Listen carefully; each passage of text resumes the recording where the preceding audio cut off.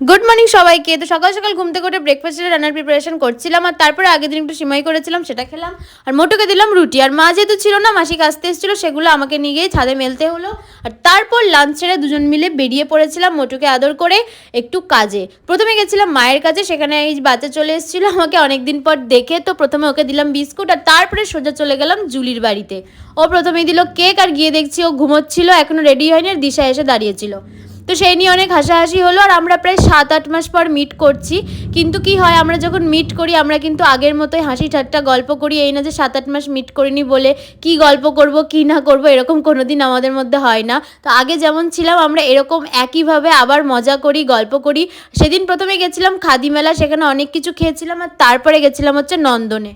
এত খেয়েছি সেদিন, হজম করার জন্য যেতে হয়েছিল মোহন মোড়ে। সেখান থেকে গেলাম জুলির বাড়ি, যেহেতু আমাকে নিতে আসেনি, তারপর আমাকে নিতে এলো, আর চলে এলাম সজ্জা বাড়ি। মোটুকে আদর করে ঘুমাতে গেলাম। চলো, গুড নাইট, টাটা।